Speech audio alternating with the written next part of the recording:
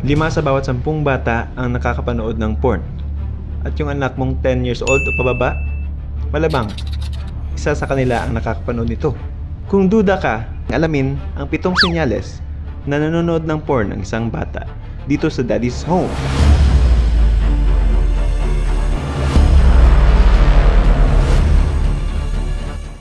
Isa sa mga red flag o palatandaan na nanonood ng porn ang isang bata ay kung burado o kaunti lang ang browser history nito.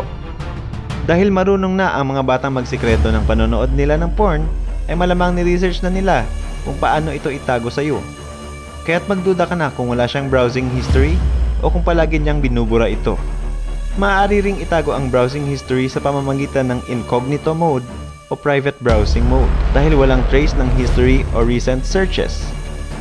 Kung ayaw mo talagang ma-expose ang anak mo sa porn pero hindi mo siya mabantayan 24/7, ay meron ng software kontra porn na pwedeng bilhin tulad ng Covenant Eyes at Net Nanny sa halagang $40 o humigit kumulang 2,000 to 4,000 kada taon. Kung ayaw mo naman gumastos ay meron pa namang ibang senyales. Number 2. Bigla ang paglipat ng screen o pagtago ng gadget. Napansin mo bang naglipat ng screen, nag-lock screen, o biglang parang nagpanik yung anak mo nung pumasok ka ng kwarto o dumaan sa tabi niya?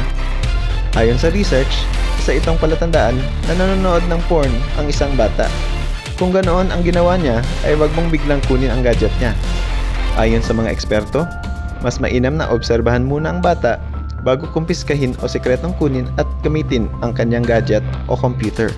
Makakatulong kapag meron kayong home security CCTV sa bahay kung saan mamamonitor nyo ang kanyang mga ginagawa bago kayo umaksyon. Number 3. Madalasang paggamit ng gadgets tuwing gabi. Napansin mo bang parang laging antok o tanghali na gumising yung anak mo? Ayon sa research, mas maraming bata ang nanonood ng porn tuwing gabi o madaling araw at patago silang nanonood ng porn sa mga oras na ito. Hindi naman sa nangunguna kami, pero hindi talaga kailangan ng mga bata ng internet tuwing gabi o madaling araw, lalo na pag oras na ng pagtulog. Kaya't kung maaari ay bantayan natin ang screen time ng mga bata para din sa ikabubuti nila. Pwede nyo ring patayin ang internet, halimbawa, pagdating ng alas 9 ng gabi. Pag-usapan ng maigi sa mga bata ang oras ng pag-aaral, pagtulog, at paggamit ng gadgets at iba pang electronic devices. Kung madalas lumabag sa pinag-usapang screen time ang isang bata, red flag na ito. Ibig sabihin, malaki ang chance na nanonood siya ng ipinagbabawal. Number 4. Pagdala ng gadgets sa banyo. Isa sa kapansin-pansing sintomas ng panonood ng porn ay ang madalas na pagdala ng cellphone o gadgets sa banyo. Isang nanay ang nagtaka kung bakit tumatagal sa banyo ang kanyang 9 na taong anak ng kalahating oras at nadiskubre nitong hindi naman pala talaga naliligo ito, kundi nanonood ng porn. At pinapaandar lang nito ang gripo habang nanonood. Maliban sa sayang ang tubig, ay nakakabahala ito dahil hindi ka masyadong magdududa kung nasa CR ang isang bata.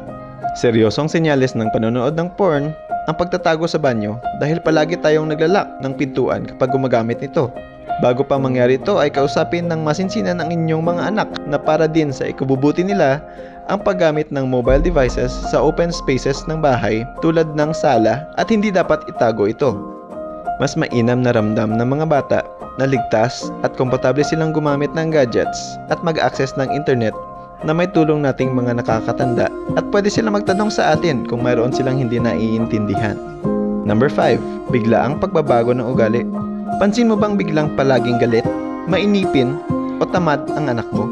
Madalas ba siyang nagiging agresibo, nananakit o nagmumura? Kung hindi siya dating ganito, ay malamang nanonood na siya ng porn.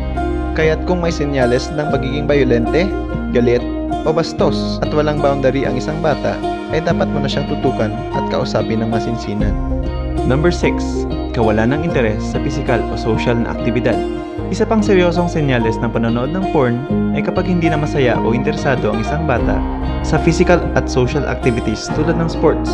Nagiging boring na rin ang paglalaro niya ng paborito niyang laruan at tamad na siya makipaglaro sa mga kaibigan niya. O kahit simpleng salo-salo at banding kasama ang pamilya ay hindi na ganoon ka-exciting at madali siyang nababagot. Ang ginagawa kasi ng porn sa atin ay hinahijack nito ang utak natin at ginagawang hindi importante at hindi exciting ang ibang bagay maliban sa sex. Kadalasan kapag nangyari ito, ang solusyon ay ang pagbigay atensyon sa mga totoong hilig ng bata tulad ng sports, interaktibong paglalaro kasama nila, at ang pagbibigay ng quality time kasama at kausap sila para maipakita sa kanilang mas importante sa buhay ang pagmamahal ng pamilya at ng mga totoong kaibigan.